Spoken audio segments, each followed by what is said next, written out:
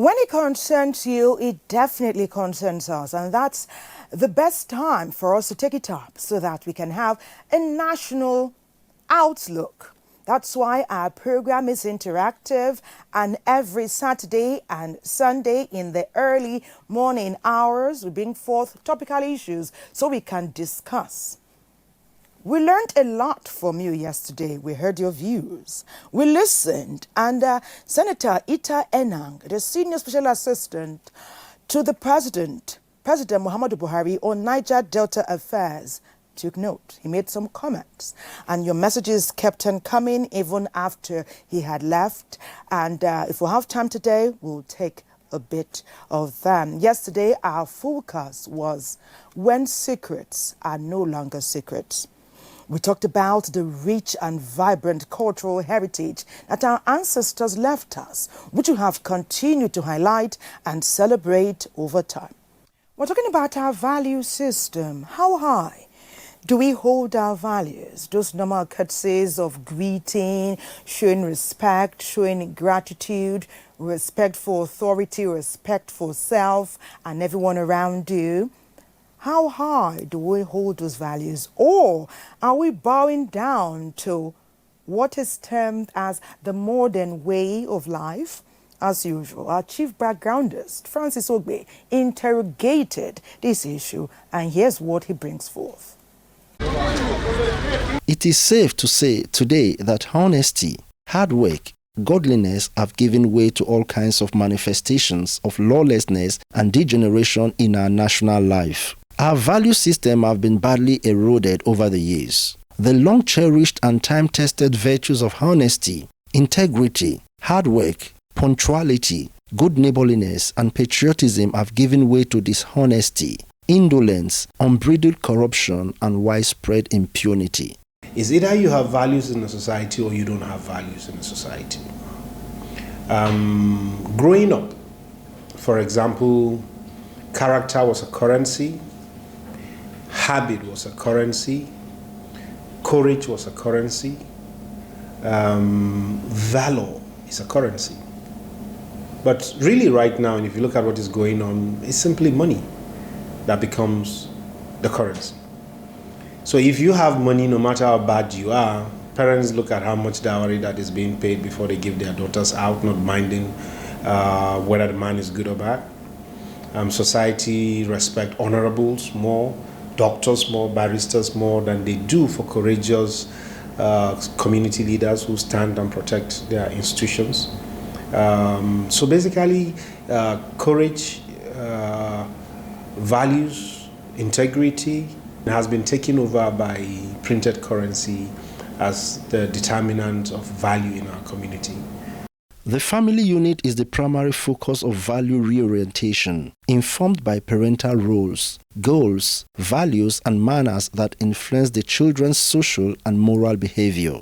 Are parents today living up to their responsibilities? You cannot isolate what happens in the house to what happens in the general population.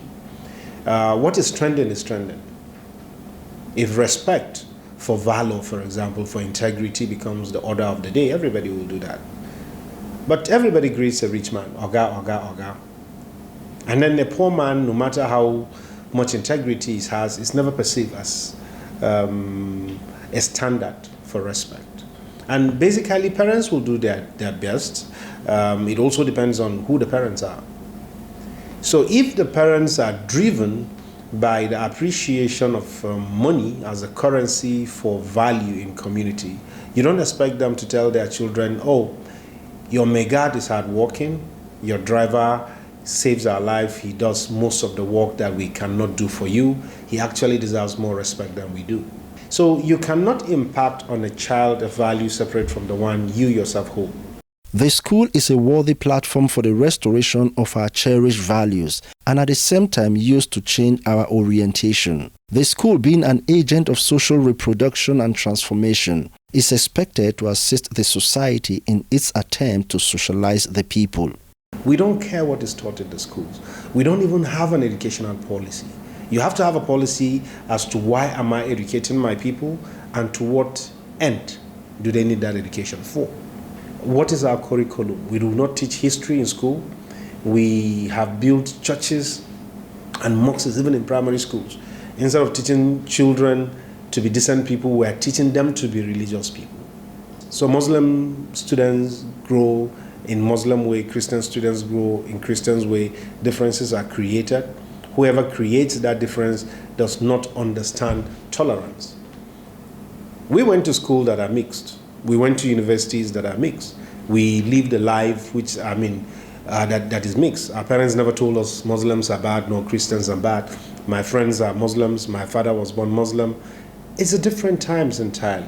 The kind of value adopted by a nation greatly determines the level of its development. Any nation that would indeed be great must be established upon enduring national values that binds every individual in the corporate entity.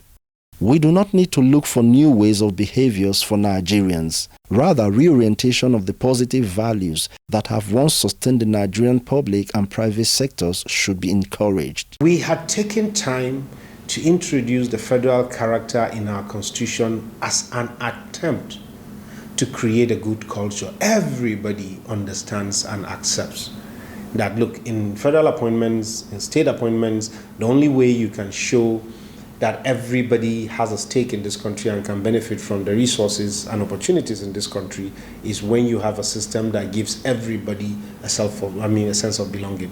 And we inculcated that in our constitution. We don't live by integrity anymore. We live by loyalty and opportunities. So how do you get anything going under this circumstance? Our focus on Weekend Deal today will be on assessing our value system in Nigeria. How far so far? Many thanks, Francis. We have thoroughly set the tone for the conversation. Francis had interrogated the issue. We've set the ball rolling. What virtues do you hold dear? What is important to you? Well, it's time to hear from Director General, the National Council of Arts and Culture, Otumba Segun Roshewe. There is an eccentric philosophy connecting the traditional African society and sociocultural groups ascribed as cult members. The issue of culture is about us as a people. A people without culture cannot be identified with anything because culture stands for our language, our food, our heritage, everything about us rally around the culture. So when you talk about the social religion aspect of it, you have to understand that this is a society whereby some are Christians, some are Muslims, while some still claim to have traditional religion. But however, we need to understand that the world is becoming dynamic. If you say you want to worship the Almighty God and you do it the Muslim way, the Christian way, when you bring some aspect of the traditional religion, some people take offense, which is what we've been addressing. But however, we have been able to introduce the aspect of true religion to our children, our youth, the upcoming Nigerians, which they've been able to imbibe on. But unfortunately, we are losing the tenacity of our cultural values, which is very worrisome. If you go to some client now, if you speak English and make a mistake, it's like you have committed a crime. But if you speak Hausa, Igbo, Yoruba, or any other language, and you make mistake, it's okay. So are we taking our language less important than other languages, e.g., English, French, and others. I will appeal passionately to our people that we must respect our values as a people, irrespective of religion, tribe, or beliefs, which is fundamental. Traditional cultism is an obsessive devotion to persons sharing similar ideas and belief. Modernity and Western civilization seem to connote it as evil. In the last 3-4 years, there have been a new direction, a new understanding, a new concept of knowing what our cultural values are supposed to be. E.g., if you visit an Hausa man, he will tell you to a real Hausa man, a Muslim, you must remove your shoe before you enter his house. That's his cultural belief. You meet an Igbo man, he will tell you, bring cola, let's pour libation before discussion. You meet the Yoruba man, he want to wash his hand and eat amala. Now, one other ethnic group can take offense for somebody's culture. We need to quickly respect each other's cultural values. With that, there will be less tension, less unnecessary fighting rancor among different ethnic groups. So for me, we just need to understand the basics and peace will reign in our society. Cultism is totally being misunderstood. Some few years ago, cultism, it's a kind of fraternity among some youth coming together to believe in a concept of what they think is right. In the early 50s, a lot of our people misunderstood what cultism is all about. It became like a religion where they meet, they do a lot of things together, they pay liberation, they take oaths, you cut blood, you brought a lot of things that are not part of our culture. So, in the recent time, cultism become a kind of standard in most universities. If you hear the AA, confraternity, the Pawine tapas and all, a lot of them came up. They were supposed to be a social understanding and agreement group, not really the cultism content of it. We need to quickly reawaken the consciousness of our people and let them understand that cultism is about friendship in the Western world, but we have taken it to another level of cultural belief, which I believe my agency have been able to enlighten and educate a lot of youth why we need to understand the basic belief of cultism, not in the negative way, but in the way of coming together and believing in a structure. The existence of African traditional groups in the sphere of culture and custodial acts of defense, dispute settlings, spiritual and moral support to individuals and community at large are misinterpreted as new dimension to cultism that breed the emergence of mayhem-causing gangs and rascality in modern society.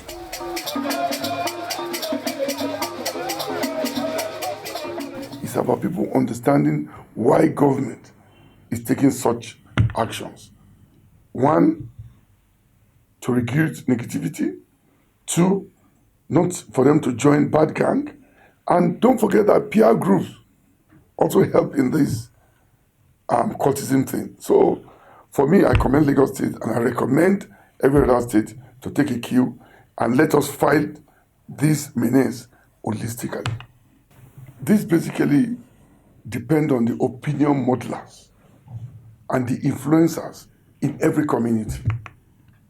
Unfortunately, our opinion modelers and influencers in most communities have lost their values. They are not even carrying the people along because of economic benefits. If all of us in every community in Nigeria will start to imbibe the right cultural values on our youth as they grow, if you don't engage the younger ones on time, anything that comes their way, they grab it. Our teachers, our parents, our stakeholders in the educational system need to come to reality. We must quickly start to engage our youth in the right way, right culture, right perception for a better tomorrow and for a bigger future. We are borrowing other people's culture, which is not in our interest. Our culture is about respect, dignity, and making sure that our younger ones are preparing for tomorrow. But when everybody is now borrowing different culture, it's dangerous. So what we need to do is to enlighten them, educate them, but I still want to tell you that the respect for elders in our society still remain very firm.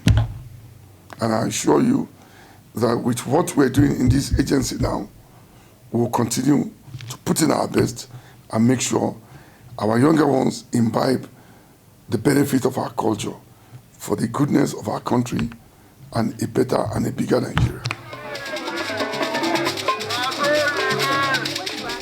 Today's sociocultural and global polity have turned things falling apart with traditional African society that makes us wonder where we had it wrong.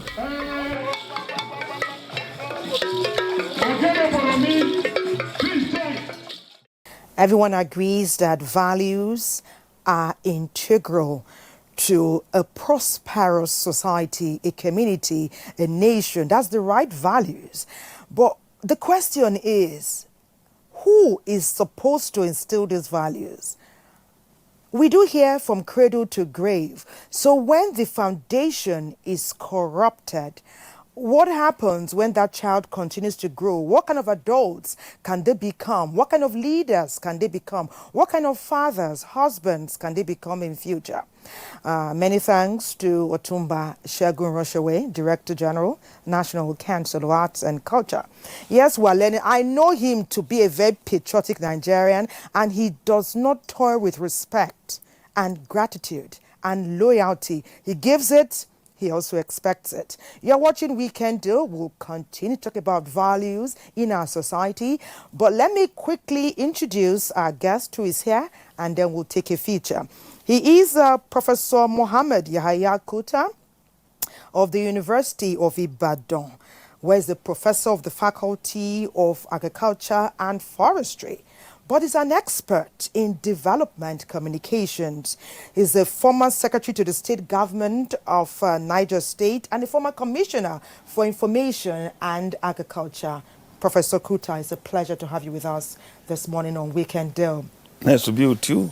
Good morning. We're going to learn a lot from him, and we expect your contributions. Our program is interactive, so just send us your messages. But for now, let's touch down with NTA Abuja, where value system and self-esteem is the focal point. Nigeria is a multi-ethnic society with a value system that is derived from the diversity of its people, religion, culture, and moral values. Based on this, some form of behavior, action, and conduct are approved, while others are widely disapproved of. The Nigeria value system today is believed to be evaded and eroded by an influx of negative characteristics from diverse influences. The way we are moving, Nigeria per se, I have not seen light. Why? Because we have swept all this thing under the carpet in the name that we are Westerners. We are the cause of our own challenges as Nigerians. I remember that when we were also kids, teachers also contributed a lot. Because when the child starts growing in the family, within the family, the next community is a school. Teachers correct children when they are wrong. And so when you see acculturation, you will now also see what we call cultural diffusion. And so when you have the acculturated culture going into your own, mixing up with your own, that is very fundamental and basic, then you see cultural erosion. When that happens, a given society is in trouble because how things are done normally here will be eroded. And this is the cause of why we are seeing greed, no respect for leadership or elders. We see lots of people trying to amass wealth that they cannot finish in 100 years. And so because the agents of socialization has failed, and if you talk about the agents of socialization, you are talking about the parents. They are the primary agents of socialization. The society destroyed itself by imbibing the value of the non-religious Western nation. So, when you feed a child with unearned resource, you lose the trust of that child. You lose the compassion of that child. So, when all of this is added up, you will see how important ethics, values, morals are in Islam. The principles of right and wrong that are acceptable by the society exist today amidst a challenging society of greed, corruption, illegal quest for power, to mention the least. So we must have to go back to the drawing board. Are we moving positively or negatively? And if we are not seeing now we are moving negatively, better retract our footstep and come back. And let's go back to where we are so that we can now modernize the way of living by inculcating the moral upbringing, the tradition, the culture, the norms and values. A child supposed to have the mom as the first teacher and the father as the first model. So we must organize our society for the betterment of everybody. So it is for us to know that religion is established to organize us. We must allow the community to punish criminality. You don't attach criminality to religion, to tribe, to ethics. The way forward is for us to go back to the cradle of socialization, the cradle of moral values, which has to do with contentment. That's number one. Number two, we must subjugate ourselves to truth. We must live a very transparent, truthful life. And also people that are given leadership positions, how far do you want to leave a legacy even when you are not there? Keep to moral values. Start from yourself. You become a living symbol. In psychology, that's what we call cognitive development. Now, cognitively, you have become a cognitive symbol that other people will look at as a moral value, and they begin to change. Because the family is the smallest unit of the society. And so when we get it right from the family, it goes to the whole society. And so we must live with God. The fear of God must be paramount. The reorientation of any society is the fulcrum upon which every part of its value system is hinged, which yields positive results in the present and for posterity. Thank you, Orionsa. Very pertinent questions, I must say. Where are we now? Where are we going to? Professor Kuta, tell us, where are we going to? Well, are we going somewhere? We're going somewhere because I don't think we should despair. For every problem, there is a solution. Fundamentally, Nigerian is destined for greatness. That is what I want you to bear in mind first and foremost. We know all the analysis on the various positions is no longer news. There is value erosion. And because we have changed our value or replaced it accidentally. Someone says because of our culturation. Our culturation. We have imbibed modernity because we decided to abandon our most valued and cherished value system because our culture, our ethics, our religion, our value system right from home. But we are can I well ask you entrenched. Something? Yes. Is it wrong to imbibe some modern practices into our existing culture? Is that where things began to go wrong? No, it starts from the family, because there is high level of expectation, social, economic, and pressure, pull and push factors that members of families suffer, breadwinners, head of families, influence the children around. A parent is being demanded for there are certain demands of a parent that he cannot meet. And a phone call came in, he'll pick the phone. The children are watching. Oh, I'm not in Abuja now, I'm in Port Harcourt. Meanwhile, your children are watching you, they know you are in Abuja. Why are you telling them you are in Port Harcourt? So these children would think telling lies is part of life. And the parent may just think it's a small white lie. It's a small white lie that you think is a joke, but it's not. These children will pick those value systems, and whatever you inculcate at that level will be internalized and will become part of the child for life. In this country, the consumption of cattle is so much in the southern part of Nigeria. Owambe is there. Every weekend parties, burial, and so on. You are consuming cattle. Nobody has done anything about the replenishing what has been removed. Okay. But so sir, with this now, they have lost their occupation. They have no cattle. There's nothing. They have gone to. It's not a justification. But there must be an investment in that sector equally. Good. But what we're saying now is there is a process.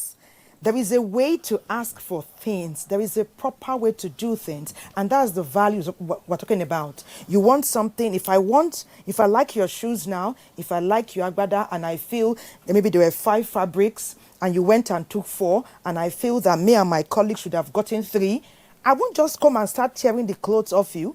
I'm not going to take your cap off your head. There's a process. You either tell me to write, you tell me to bring an elder to stand for us to ask properly, or you tell me the proper way to access it. But we'll come to that. You will come to that. First, the prof is talking about agriculture, how much the federal government has invested, and that a corresponding amount of work should be done with the livestock in Nigeria. We'll continue that conversation. But now, let's go to Maiduguri, still talking about values, the culture, and the value system. Creating a better future for a better tomorrow is the hope of everyone. But one has to follow a legitimate means of making tomorrow great. In the first place, we have to dissect this particular topic, I think, into 2. First of all, what is worrying us nowadays is the way and manner our youth behave, and their own standard of the world and how the world is going about and what they can do in this world to gain fame and gain money quickly and so on and so forth. It is important to realize how quickly, if we can, devise policies and means to arrest this unfortunate kind of development. And an English boy or a German boy or whatever American boy, at 18 he can just take off from his parents and go his own way. Or a young girl of 18 can go off from her parents and then she's there. If she doesn't come to her parents again, that's fine. It's by them. They say, well, yes, it's her own decision. But in our own way, in our own culture, this culture of upbringing is one that is continuous. We keep on supervising our children. Today, everyone wants to be rich, which leaves many to try to use any means possible, whether it is acceptable by the law or not, which can be attributed to joblessness. Government will have to do a lot more than it is doing now. Culturally, socially, economically, to ensure that they are all kind of held in check. In Nigeria, the temptation to seek for shortcuts to success is becoming the order of the day, which is counterproductive. One has to know what is evil before one can make effort to avoid it. We parents, we are supposed to guide them and protect them and show them good and bad. So people are negligent. The parents are not taking care of their children, especially nowadays. So we are advising the parents after their children. The Bible tells us that at the last days, the love of money will increase and that people will love money more than anything. All the money gotten through wickedness, the Bible said they will grow wings and fly away.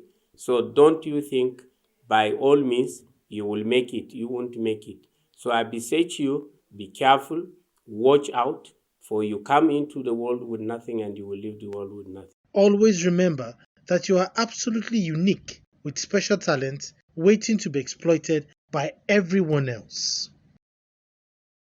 Very nice. Thank you, NTA Maiduguri. Yes, cultures must be respected. They are revered. No country can continue a path to progress and prosperity if you do not revere values, if you don't have respect for authority, if you don't have respect for justice, if there's no respect for morals, if there's no honesty, if there's no integrity. That's right. We can't go nowhere. We are all in it together. That's right. You were talking earlier about when someone is displeased with a situation, that sometimes it can lead to, some level of anarchy or chaos.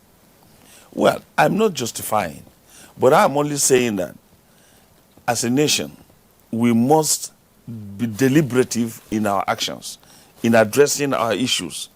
And one of the fundamentals that I'm very happy about is that today we have a national policy on ethics and integrity, which was passed at the Federal Executive Council on the 17th of August, 2020, and signed into law Interesting. on the 27th of August 2020. And it's so rich that that document, I will suggest quickly that the Secretary to the Government of the Federation, the Chief of Staff to the President, and the Minister of Education must of necessity liaise with National University Commission to make that document the general study document for all universities and polytechnics in Nigeria. Because that is where you see where you talk about human dignity in that document, where you talk about professionalism in that document, where you talk about voice and participation. Two things I would ask, two areas I think maybe perhaps have been brought up.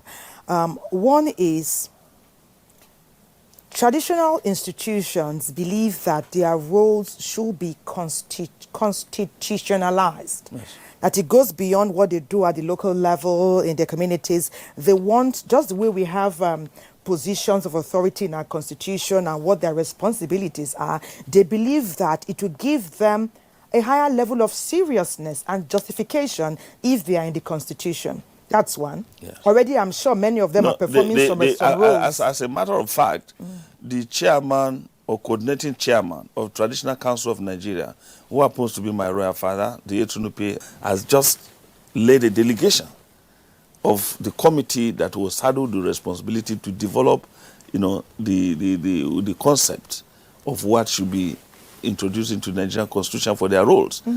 They met with the Senate President and delivered the position of the Traditional Council so that they will have roles that can, protect and guide them to be able to go beyond just the fire brigade approach that we have known them for. Because when there's trouble, you call them to come and settle. But this time around, I think they need specific roles and responsibilities, and they're already working towards that.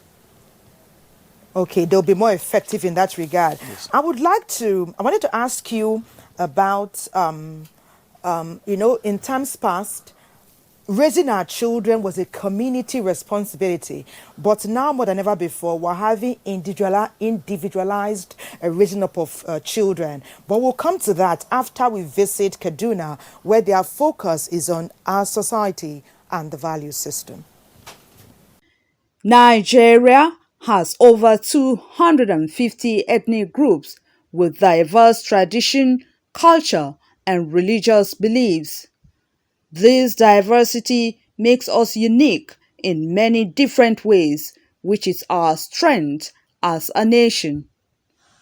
However, it comes with challenges of misrepresentation, misinterpretation, and misunderstanding. These challenges comes with consequences such as lawlessness, greed, and other vices that can be detrimental to the development of any society. To restore back our culture and tradition via the scriptures, the Bible says in Proverbs, but train up their child the way it should go. When he grows up, he will not depart from it. If we don't train our children based on the word of God, based on the Holy Bible, what morals are we giving them?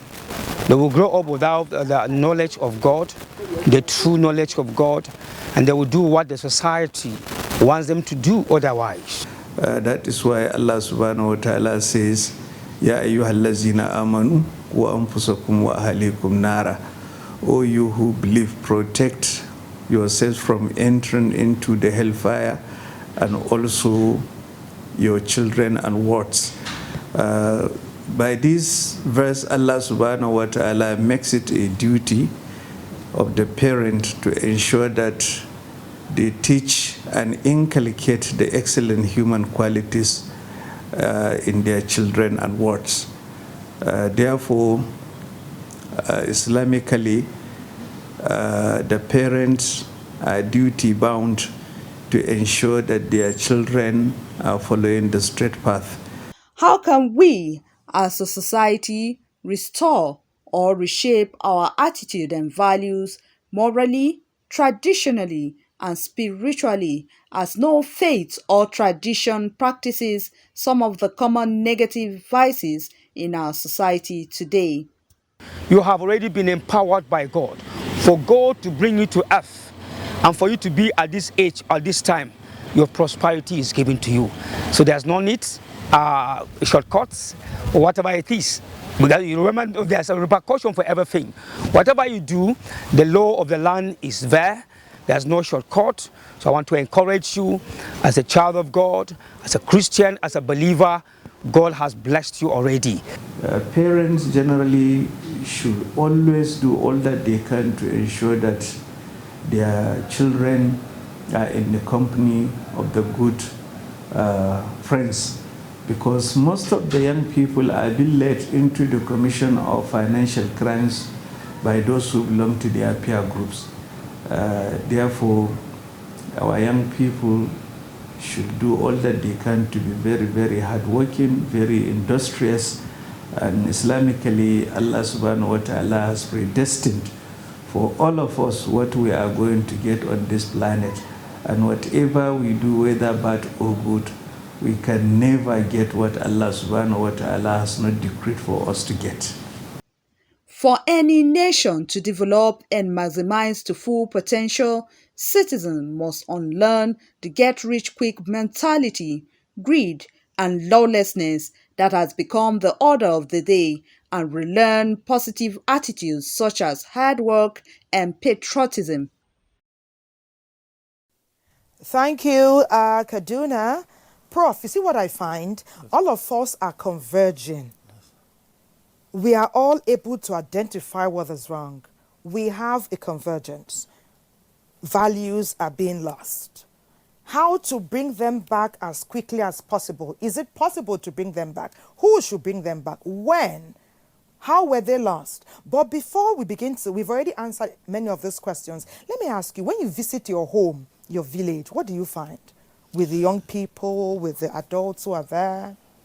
Well, I will tell you confidently that myself and my sister were professors from a small village today.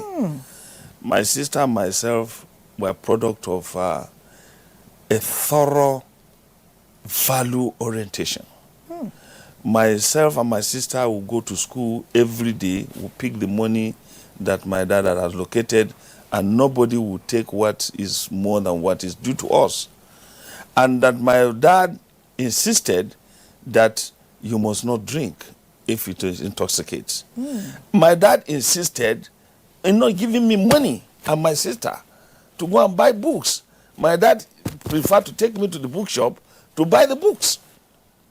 From the village to the bookshop, to your tertiary. up to my tertiary. You want money? Let's go to the bookshop. He bought all the books and made me a professor. I didn't know why. Because I hated him for buying me the books. My friends were influencing me that I should go and collect my money. Let's go and buy new dresses. And that I was angry that he didn't give me the money. Until I realized that one day, some of those books, I read them. One of them, the author is Waters, where you have the longest river in the world. The highest mountain, Kilimanjaro, River Mississippi. So when I come for December parties and I go to any village party, I will always ask questions nobody can answer. And there's no any riddles and jokes that they will give I will not be able to answer. So he made me a professor as a child and I didn't know. But because he instilled the value, I will not give you cash. I used to tell people that when Lamido introduced cashless policy, I was already used to cashless policy.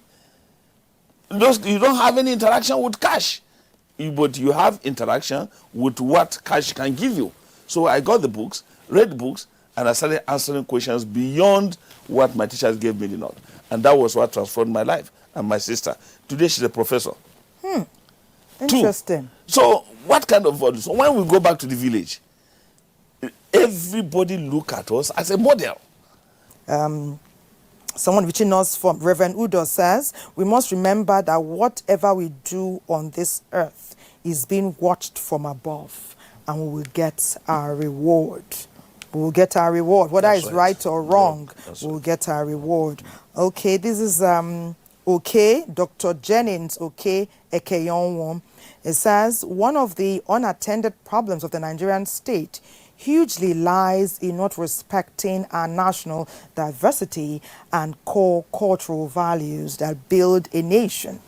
It says sometimes we promote impunity and ethnic exclusivity. It said we must realign our national priorities, which goes beyond where we come from and who or what we worship. He said Nigeria is a great country, and we must all work together to ensure it stays as one. So, Prof, interesting. In fact, the messages just keep coming. Interesting conversation. Perhaps we need to realign the thought process that we go further if we stay as one indivisible, strengthened unit.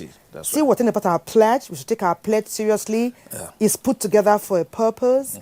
Take together our coat of arms in unity. You know, it should have a great impact on us. We should begin to think about what we can do for our country, not only what the country can do for us. That's right. When we sing our anthem, we should let the words resonate in our system. We should tell our children, our neighbors about what this means. I think if I have a way, our educational system should be such that those who demonstrate anything related to our national unity, patriotism, anybody who demonstrates should be celebrated. And that part of the solution, you know, Nigerians, they are ingenious and creative people. We are living with some of the best entertainers now. This is the time to invest them in the entertainment education concept in our development communication initiative. We feel entertainment is not just to entertain and relax, but also educate. Okay. You can get some of these entertainers to package some of these their messages and use it as part of their songs. They can capture a lot of young people. But that has to be deliberate. And I know if Ambassador Rosewe is watching now, he can initiate a movement that will have like one day in the whole year for Nigerian entertainers to come and interrogate government and see what they want government to popularize for Nigeria. Yeah. You will see the magic that will happen in this country. And using them as a media. As a media, that will be a channel that can change many things. Because many of them have become role models for our Nigerian youth. I'm telling so you. we should use them. Use them. So I believe the same thing goes for the Nollywood industry. Let their storylines capture some of these things. On unity growth, of and this progress. and this country. Many people will forget about all this kind of conflict. Please tell us your final words as we wrap up our conversation. It's so short, but as far as I'm concerned, this country is a great country, and all that we are doing in terms of our value system, we must all start to inculcate these values from our children right from home and through our educational system at primary, secondary, and tertiary level. And our political leaders must see it as a responsibility to lead as servant leaders with high degree of responsibility. They were elected to serve the people, not the other way around. And so that is one of the things that will change the scope.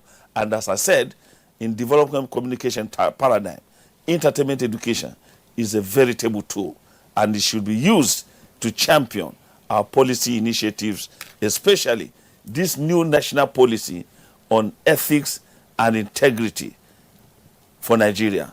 Let us capitalize on the integrity capital of Mr. President and his focus to bring desirable change to Nigeria and Nigerians. I wish Nigerians the best. Thank you for this opportunity. And thank you, NTA, for your roles in the transformation of this effort. Thank you. You add all this together with this feedback that I get, I feel fulfilled that many Nigerians want this to happen, but they want our leaders to listen and take action appropriately. Thank you very much. We've been talking with Professor Mohammed Yahaya Kuta, a professor with the University of Ibadan. He's of the Agriculture and Forestry Department, but is an expert in development communication, as we have seen today. Thank you, Prof. We hope to see you again, and please continue to make us proud and be a role model for many Nigerians. Thank you very much. You're watching Weekend Deal. We'll take a break. We'll be right back. Don't go away.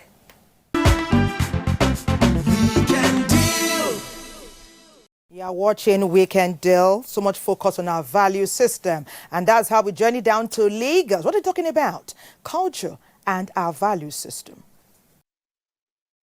Said to be the transmission of customs, norms and beliefs from one generation to another, tradition basically indicates the beauty of a particular people which differs historically in terms of belief system, ideology and culture, of which religion and its practices are very cardinal.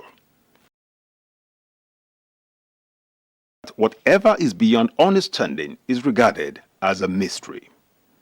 Traditional cult practices fall under this category because it is shrouded in secrecy, and its practices such as meditation, chanting, incantation, unconventional mode and routine of worship, and the performance of ritual and sacrifice remains a mystery to the uninitiated.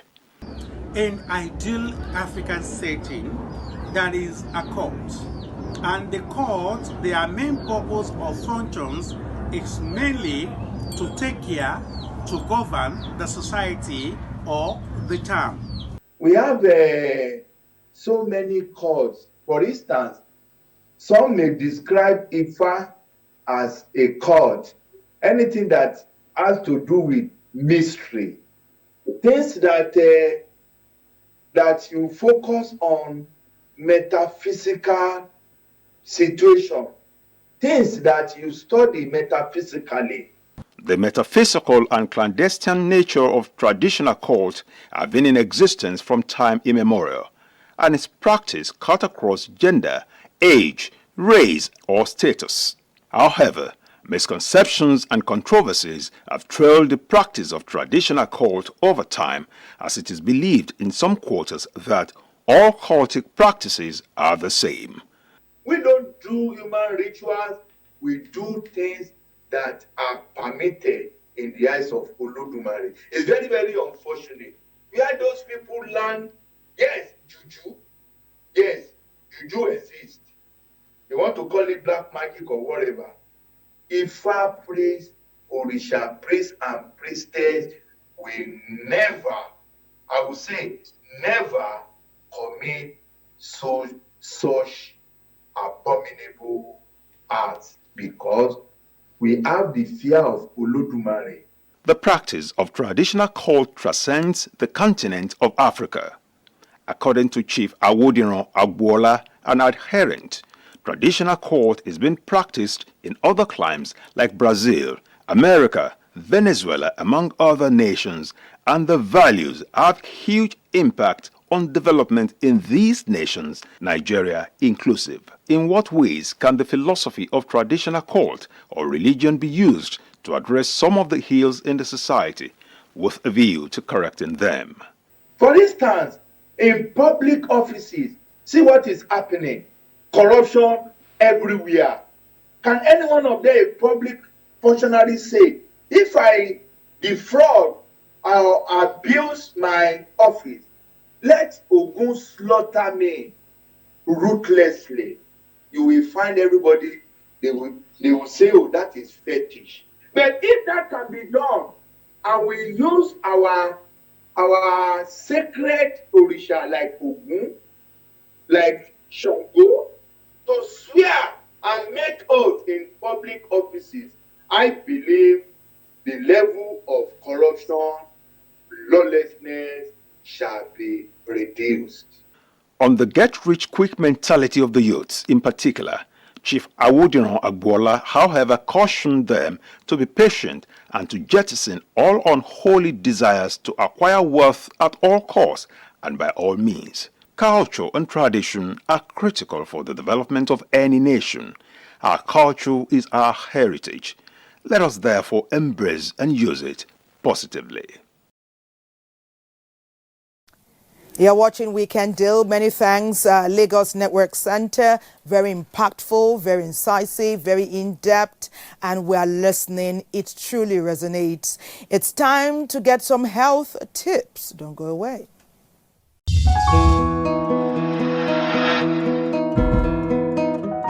You're welcome back to Health Monitor, your guide to good health. This is Health Tips.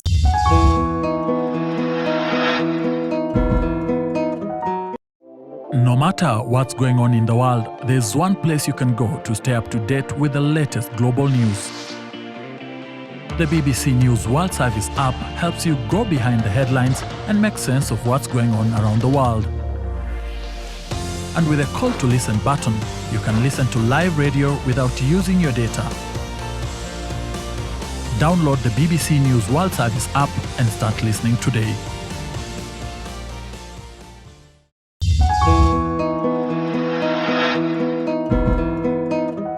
Today on Health Tips, we're looking at a very important aspect of our health, and that is understanding health risk. When you understand your health risk, you improve your chances for good health. Risks are all around us. A nearby sneeze may raise your risk for catching the flu. Obesity boosts the odds you will get diabetes. Then smoking increases your risk for many cancers. And if you pay attention to news headlines, you may worry that you're at risk for food poisoning. Talking about Zika infection, shark attacks, and many more. How can you know which health risk apply to you? Okay? So health risks can sometimes be confusing, but they are important to understand. Knowing the risk you and your family may face can help you find ways to avoid health problems. It can also keep you from fretting over unlikely threats. Benefits of a medical treatment can help you and your doctor make informed decisions. Okay? So, understanding health risk is key to making your own health care decisions, and this is very important because that will help you and your doctor take the right decision. It gives you perspective on potential harms and benefits, so you can make smart choices based on facts and not based on fears. Okay? So a health risk is the chance or likelihood that something will harm you or otherwise affect your health. Risk doesn't mean that something bad will definitely happen. It's just a possibility. So several characteristics, called risk factors affect whether your health risks are high or they are low.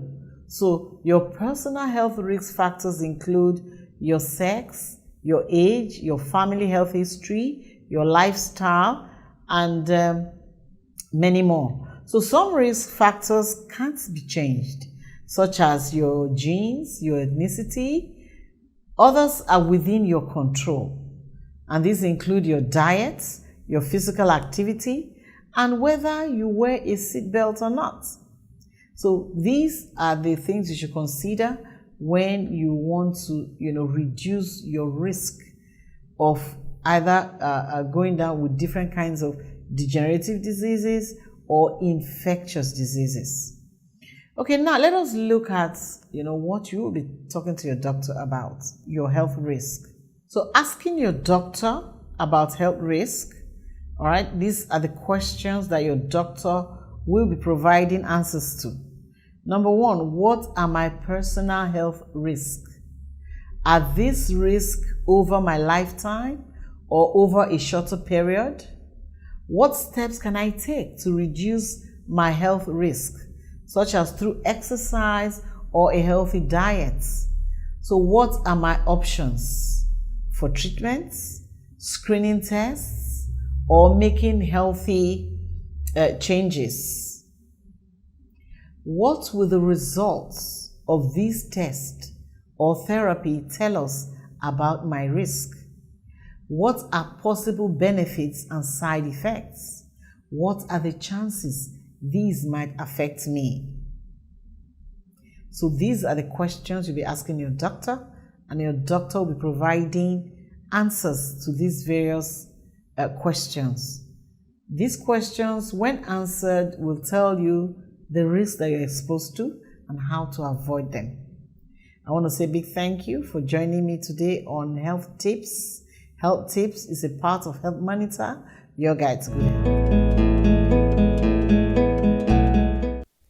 Anyone who wants to be prosperous, who wants to be successful, who even wants to toil, wants to be relevant, you must first focus on your health and build it up and maintain it.